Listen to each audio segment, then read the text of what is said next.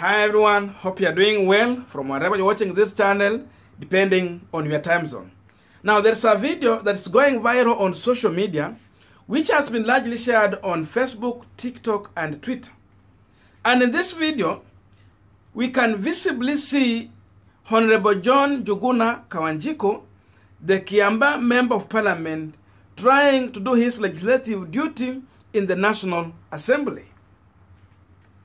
Now, the intention of those who are sharing this video is not because Kawanjiku is doing a good job. They are just surprised on how this Member of Parliament is able to communicate in the National Assembly. Look at it shortly and we will continue.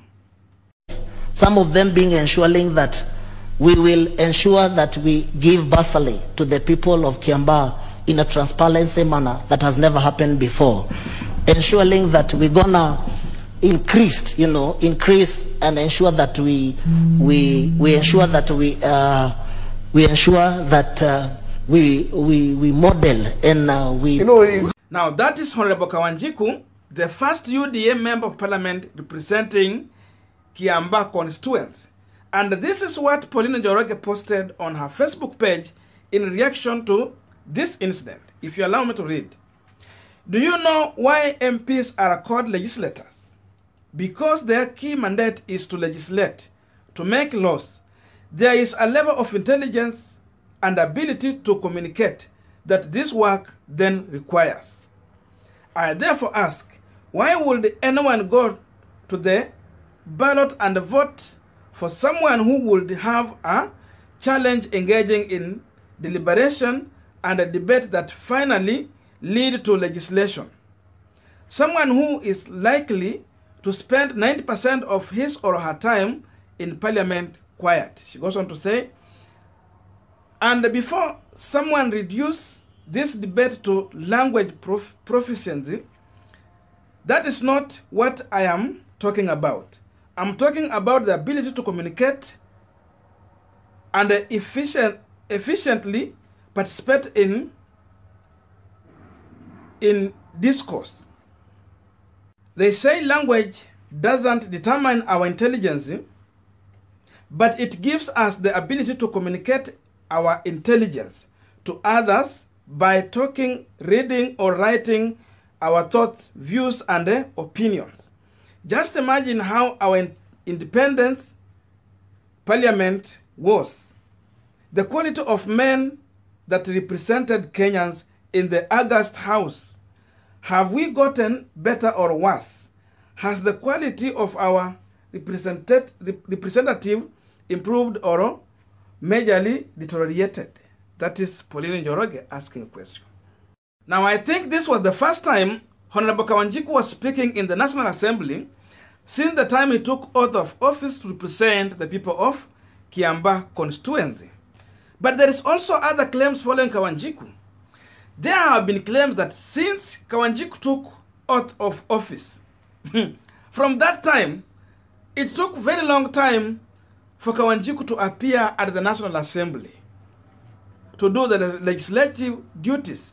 And even to some extent, there was a time when they needed to swear in his CDF committee that will be in charge of development in that constituency. But this leader was not available in the parliament during that time, which forced the National Assembly Speaker to postpone that swearing in function to another day. And the question some people have been asking was that now, how is the Kiamba people going to get development in their area for this shortest time before we head to the next general election? Because there's nothing they can do on ground before this committee is confirmed in the National Assembly as the team in charge of development in that area. Watch this one. But Honorable Ishungwa, let the young man understand that Parliament is supposed to be. I will not put the question. I will not put the question until the member is here, so that he understands. He just came to Parliament the other day. Now these bad manners of coming in and going out. He thinks that this is going to be in the streets. I would defer that one to tomorrow when he is there. If he doesn't come, the question will not be put. It is him who should be in the forefront of ensuring that his committee members are approved. Now, why should the other members be the ones to approve his nominees? I mean, the young man should be told, this is a problem. And I've always told members, these are some of the people that need to be taught things. So even when they make telephone calls, they are the ones who say, I'm honorable so and so. How do you honor yourself? You give your name, let the other person honor you. Maybe you are not honorable, you know. Let him come to the house and participate. He should be here to participate in this. So if he decides to go and participate in the village, let him remain in the village, so that motion is deferred. When he comes, he risks, of course, the motion being deferred to next year, and it may have to suffer the same fate as the others, which are going to die a natural death. So let the young member be told that business is transacted here in the house, not out there in the village. Now we are continuing with our Punchline discussion, but I have a quick request. You might be watching this channel, but you have not yet subscribed. So my humble request, please consider subscribing so that another time, once we release a video like this one, will always get notified. Again, to all our eternal subscribers and anyone who dropped comment, I must say thank you so much for your unconditional support. Again, I'm requesting you to give this video thumbs up so that YouTube will recommend our video to a larger audience or more viewers. Back to our discussion. Now, what we are witnessing is so surprising, and it might be worse just in case if UDA party will manage to win election in 2022 and form the next government. Kenyans can go through a very hard situation for a whopping 10 years. Because there's no way you remove Ruto from power once he clinches into that position. He will use every means possible, even including rigging, to retain the seat. And the DP is doing everything possible to make sure that he is removing the senior politicians from active politics and bringing in new young blood to replace these leaders. And the main goal is not to provide an opportunity to the young ones. That is not the main goal. The only thing Ruto doesn't want is senior politicians who can face him and tell him the truth. People who can have their own stand and speak for themselves. Ruto wants to have leaders that he can manage. And who are these people? Of course, mainly, these are young people who are trying to get outside here and campaign for themselves or take elective positions. So these are the people that Ruto wants to be around him so that he can easily mismanage these people and take them to every direction that he would want to go.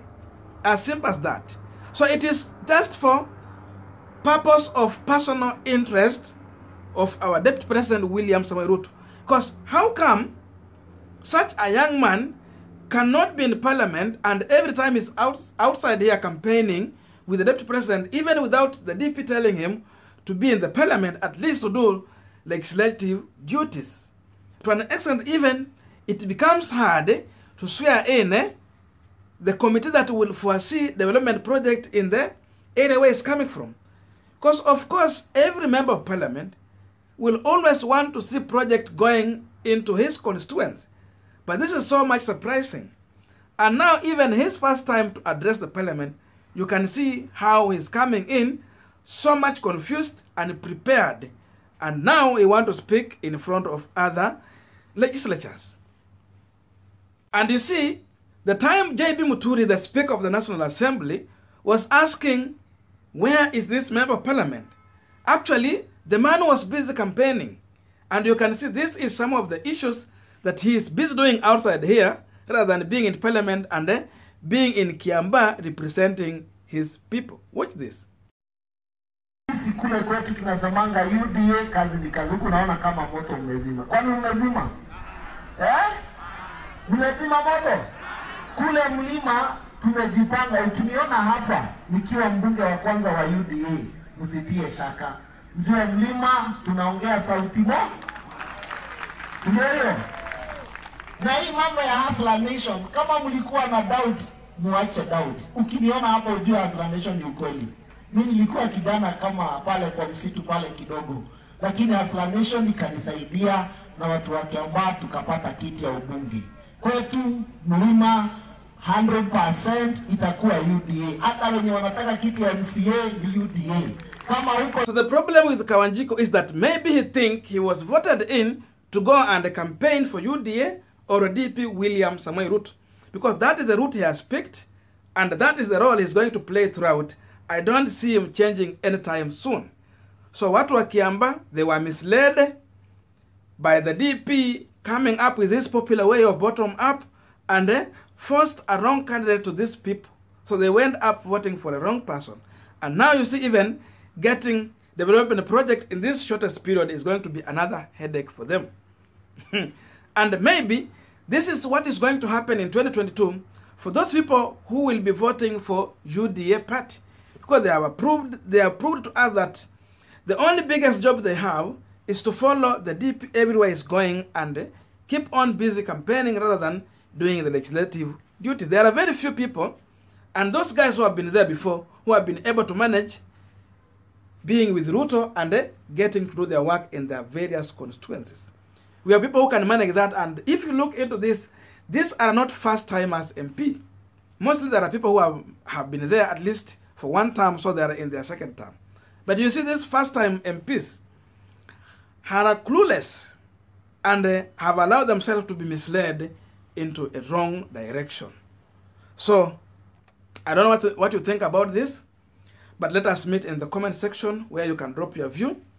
Otherwise, I must say thank you so much for watching me up to this far. May good God bless you and see you in our next video.